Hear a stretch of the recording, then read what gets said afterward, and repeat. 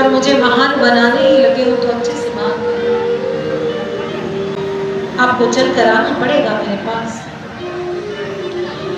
और प्रभु श्री राम तेज कदमों से वहां तक पहुंचे, लेकिन केवट अपने स्थान से खड़ा नहीं हुआ।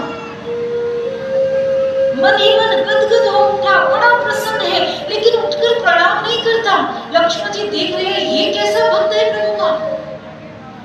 प्रभु के लिए तो बड़े बड़े राजा भी अपना आसन छोड़ देते हैं, अयोध्या वासी अपनी अयोध्या छोड़ने के लिए तत्पर हो गए, लेकिन ये साधारण सा केवट अपनी नौका छोड़ने को तैयार नहीं है। लेकिन वो क्या जाने, कहते प्रेम से बड़ी कोई जागीर नहीं होती, इससे अच्छी कोई तस्वीर नहीं होती। यूं तो बड़ा नाजुक सा धागा है, लेकिन इससे पक्की कोई जंजीर नहीं होती, इससे पक्की कोई जंजीर नहीं होती। प्रेम ऐसा है जो बांध लेता है, भगवान को भी अपने पास होगा। आज केवट अपने प्रेम से ही तो खींच रहे हैं। मेरे प्रभु केवट के पास जाकर खड़े हो गए, जैसे एक छोटा सा बबुआ, एक बालक अपने पालने में हिचकोले लेता है, निडरता के साथ। आज केवट भी बड़ी निडरता के साथ भगवान को देख रहा है और मन ही मन इशारे में कह रहा है, प्रभु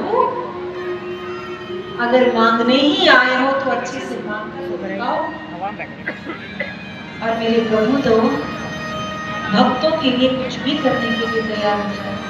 हवा में ना भी बैठे तभी ठंडी। गुरुदेव कहते हैं भगवान की भी कमजोरी होती है, और वो है भक्तों का प्रेम, भक्तों की जिद, भक्तों का वैराग्य, भक्तों का अपनापन।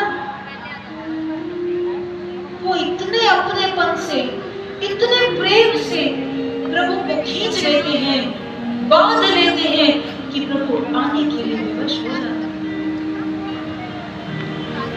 आज जैसे जैसे भक्त कहेगा भगवान करेंगे।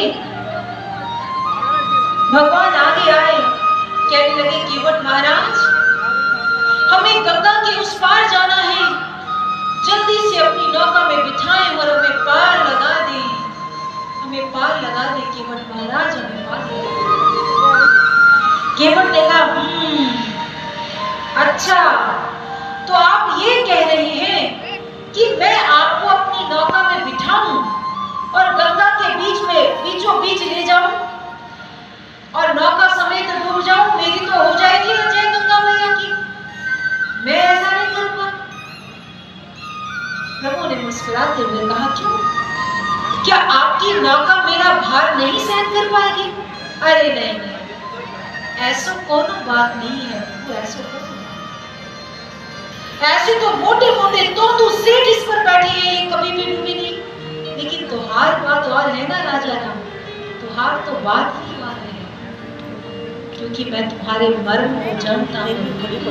प्रभु बोले जानता हूँ कि तुम्हारे चरणों में ऐसी धूली है, ऐसी रच में ऐसी शक्ति है जो किसी को भी छू जाए तो उसमें से ऋषि पत्नी पैदा हो जाती है। प्रभु मैं सारे रहस्य आपके जानता हूँ, और यदि ऐसा हो गया मेरी नौका के साथ, वो तो पहले ही काट की है, और अगर उसमें से कोई ऋषि पत्नी पैदा हो गई तो उसके लिए अलग से कुटीर बनानी पड़ेगी, साजो सामान लाना पड़ेगा। और यदि उसने आवेश में आकर मुझे श्राप दे दिया, ना बाबा ना, मैं आपको अपनी नौका में नहीं बिठाऊंगा। अगर आपको बैठना है तो मेरी एक शर्त है, वो आपको पूरी करनी पड़ेगी। आपको मुझे अपने चरणों को प्रक्षालित करने की अनुमति देनी पड़ेगी। आपके चरणों को पखारूंगा तभी नौका में बिठाऊंगा, नहीं तो ऐसे नहीं। भगवान